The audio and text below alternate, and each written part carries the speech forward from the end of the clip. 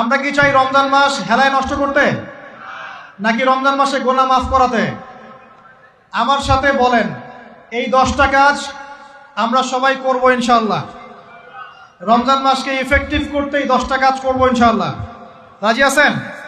এক নাম্বার হচ্ছে 5 ওয়াক্ত নামাজ। রাজি আছেন কিনা? 5 ওয়াক্ত নামাজ সাধ্যমতো চেষ্টা করব জামাতে পড়ার জন্য। ওই যে নামাজ নাই ইসলাম নাই, নামাজ যে পড়ে না ওর সাথে কোনো খাতির নাই। খাতির আছে? কোনো খাতির নাই। নামাজ অবশ্যই পড়তে হবে, মাস্ট বি। এরপরে নামাজের সাথে সাথে কমপক্ষে 12 রাকাত করে নফল। কত রাকাত? যে ব্যক্তি 12 রাকাত নফল বা সুন্নত দৈনিক পড়ে তার জন্য জান্নাতে একটা ঘর তৈরি করা হয়। 12 রাকাত কি কি কে বলতে পারবেন?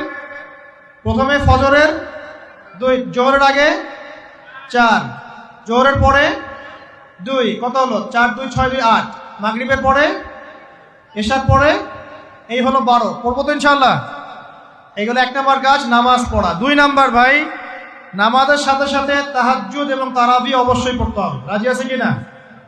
আল্লাহর ওয়াস্তে গ্যাঞ্জাম করতে যায় না 20 না 8, এই গ্যাঞ্জামে আল্লাহর ওয়াস্তে যায় না। তারাবির নামাজ 5 ঘন্টা। কত রাকাত সেটা বড় কথা না। তারাবির নামাজ কত ঘন্টা? প্রায় 4-5 ঘন্টা। আর 5 ঘন্টায় 8 রাকাত পড়েন, 5 ঘন্টায় 20 রাকাত পড়েন। কি বুঝতে পারছেন কথা? নবী সাল্লাল্লাহু আলাইহি ওয়াসাল্লাম তারাবির নামাজ কত লম্বা পড়েছেন? 1 ঘন্টা। কতক্ষণ পর্যন্ত? সাহাবীরা কি বলছেন? সাহাবীরা বলছেন যে আমরা তড়িঘড়ি করে সেহরি খেয়েছি। নামাজ এত লম্বা নবীজি পড়েছেন, শেষে তড়িঘড়ি করে সেহরি করতে হয়েছে। তা নবী সাল্লাল্লাহু আলাইহি ওয়াসাল্লামের 2 রাকাত নামাজ কত লম্বা ছিল। আমরা এখন নামাজের রাকাত সংখ্যা নিয়ে যত বেশি ঝগড়া করি, কোয়ালিটি নিয়ে এত ঝগড়া করি না। কোয়ালিটি ইম্পর্টেন্ট না? আমার নামাজটা কত সুন্দর হচ্ছে, কত লম্বা হচ্ছে, কত ধীর স্থির হচ্ছে, এই নামাজে আমি ধীর স্থিরভাবে কোরআন শুনবো, বুঝবো, চোখ দিয়ে পানি ঝরবে, এগুলো ইম্পর্টেন্ট না? মক্কা মদিনায় গিয়ে দেখেন, যারা এখন উমরা করতে গিয়েছেন অনেক, তারা সৌভাগ্যবান। তারাবির নামাজ নর্মাল এমনি যে কোনো নামাজেই, তারাবির নামাজ তো আরো বেশি। দাঁড়ালে আপনার চোখ দিয়ে পানি পড়তে বাধ্য। মধুর তেলাওয়াত, লম্বা কেরাত। ফজরের নামাজ মিনিমাম 20 মিনিট। ফজরের নামাজ 15 থেকে 20 মিনিট। আর আমরা তো 3G 4G 5G মাশাআল্লাহ। কোন কোন মসজিদে 6G, মানে সূরা ফাতিহা শুরু হয়, ওই শেষে গেলে দলিন শেষ, মানে আর কিছু বুঝলাম না মাঝখানে কিছু। এগুলো কি নামাজ? আমরা তো নামাজ পড়তেই ভাই দুনিয়াতে আসছি, নাকি? দুনিয়াতে আসছি কেন? ওমা খালাকতুল জিন্না ওয়াল ইনসা ইল্লা লিয়াবুদুন। তো নামাজই তো পড়তে আসছি ভাই, এত তাড়াহুড়ার কি আছে? ধীর স্থির ভাবে আপনি 8 রাকাত পড়তে যান, পড়েন, লম্বা করে পড়েন, ধীর স্থির ভাবে পড়েন। এক ভাই বলছেন আমি 20 পড়বো। আচ্ছা ভাই পড়ুক তো, ওকে 20 পড়তে দেন, লম্বা করে পড়তে বলেন, ধীর স্থির ভাবে পড়ো। আরেকজন পড়ছে 2 রাকাত, রাতের সালাত 2-2 করে, একটা হাদিস আছে না? রাতের সালাত 2-2 করে। এই বেচারা 2-2 করে পড়তেই আছে। তো লম্বা করে পড়লে কোনো সমস্যা আছে? উদ্দেশ্য কি? আল্লাহকে পাওয়া। আমি নামাজে আল্লাহকে পেলাম কিনা এটা বড় কথা। আল্লাহ রাব্বুল আলামিন আমাদের সবাইকে ধীর স্থির ভাবে কোরআনকে কেন্দ্র করে তারাবি তাহাজ্জুদ পড়ার তৌফিক দান করেন। এটা রমজান মাসের ইফেক্টিভ রমাজান আপনাকে কাজে দিবে। 2 নাম্বার। 3, এটা বলে দিয়েছি, রমজান মাস হবে কোরআনময় মাস। এই মাসে কোরআনের 6টা হক আমরা আদায় করবো ইনশাআল্লাহ। মনে আছে তো ইনশাআল্লাহ? তেলাওয়াত, মুখস্থ করা, আরবি শেখা, আদেশ নিষেধ মানা, দাওয়াত দেয়া এবং হিফজ করা। পারবো তো ইনশাআল্লাহ? নিয়াত করেন জোরে জোরে। 4 নাম্বার, রমজানকে ইফেক্টিভলি ইউটিলাইজ করতে হলে প্রতিটা কাজ সুন্নত সম্মতভাবে করতে হবে। এভাবে আপনি রমজানটাকে ইফেক্টিভলি ইউটিলাইজ করতে পারেন। কিরকম একটু বোঝাচ্ছি। মনে করেন এমনি নর্মালি আমরা সব সুন্নতগুলো অনেক সময় খেয়াল রাখি না।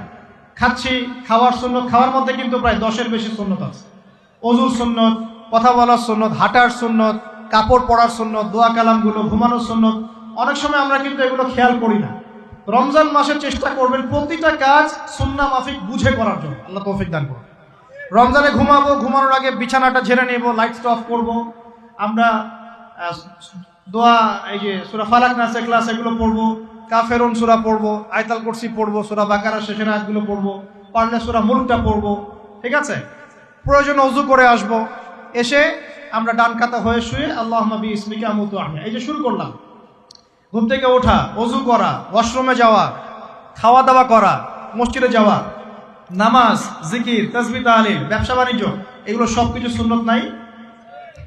প্রতিটা কাজ সুন্নাহ মাফিক করার চেষ্টা করব, আল্লাহ তৌফিক দান করুন। আমি ফিকহুস সুন্নাহ এরকম কিছু বই পাওয়া যায়, ফিকহুস সুন্নাহ, কিতাবুস সুন্নাহ, এরকম অনেক বই আছে। আরবি থেকে বাংলা অনুবাদ হয়েছে, বাংলাদেশের ওলামায়ে কেরাম লিখেছেন। এরকম সুন্নাহ শেখার কিছু বই কিনে নেবেন, কিনে নিয়ে প্রতিটা কাজ কিভাবে করলে সুন্নত হয় পড়ে দেখবেন। পারবেন তো ইনশাআল্লাহ? আল্লাহ পাক তৌফিক এনায়েত করুন বলি আমিন। এটা কত বললাম? 3 নাম্বার।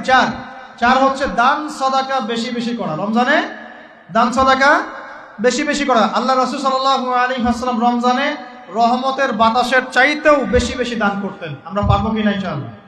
দেখেন, আমি একটা কথা বলি, দান করার জন্য সম্পদ লাগে না, দান করার জন্য কলিজা লাগে। কি লাগে? ব্যাস, যার মন বড় সে দান করতে পারবে ইনশাআল্লাহ। আল্লাহ পাক আমাদের সবাইকে দ্বীনের জন্য দান করার তৌফিক দান করুন। দ্বীনের জন্য দান করেন, স্থানীয় মসজিদ, মাদ্রাসায়, এতিমখানায়, অসহায় মানুষের পাশে, বিধবার ঘরে, এতিমের ঘরে, যারা খেতে পারছে না 3 বেলা, ওদের ঘরে ঘরে রমজানের বাজার পৌঁছে দেন। আল্লাহ পাক তৌফিক দান করুন, আমিন। 5 নাম্বার, রমাদান মাসে অবশ্যই অবশ্যই আমাদের জাকাতগুলো আমরা দিয়ে দিব। রাজি আছি তো ইনশাআল্লাহ? বলেছি জাকাত এবং সালাতের মধ্যে যে পার্থক্য করে সে মুসলিম নয়। জাকাত ফরজ হয়েছে, অবশ্যই অবশ্যই আপনাকে জাকাত দিতে হবে। এটা কিন্তু নফল কিছু নয়, এটা কি ফরজ। জাকাতের নিসাব জানেন কি না? কত পার্সেন্ট?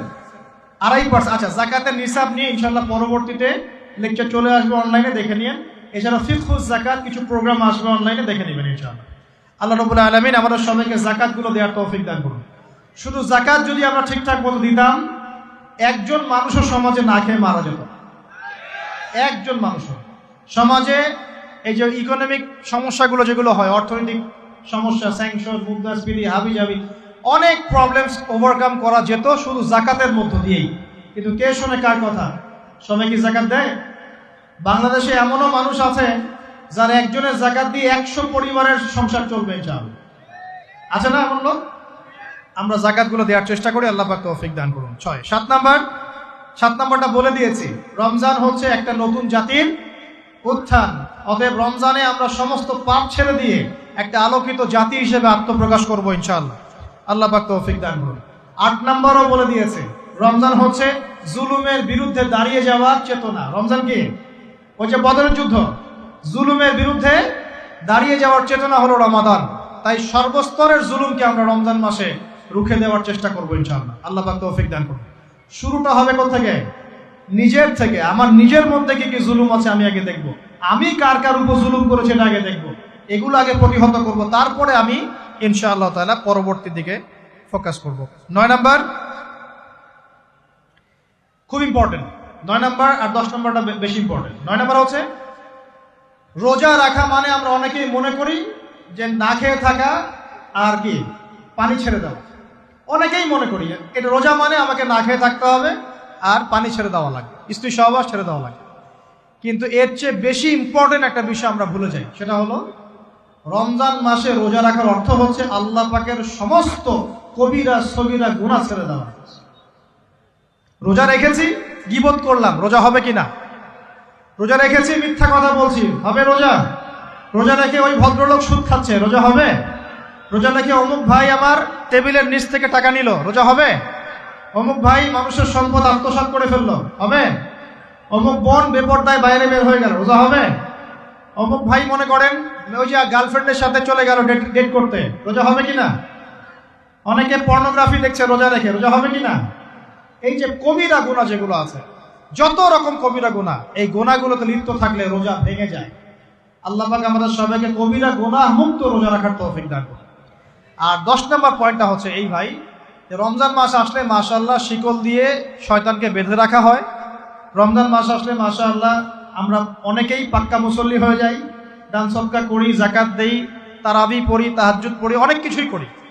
কিন্তু ঈদের দিন আসলেই মাশাআল্লাহ আমরা আবার আগের জায়গায় ফিরে যাই।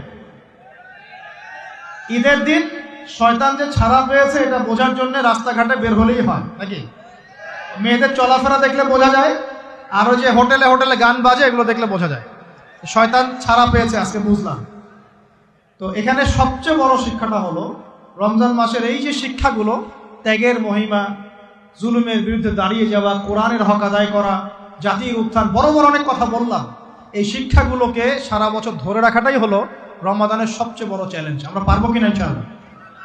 আমরা রমাদানের এই 10টা হক আদায় করতে পারবো কিনা ইনশাআল্লাহ? কোরআনের হক আদায় করতে পারবো কিনা ইনশাআল্লাহ?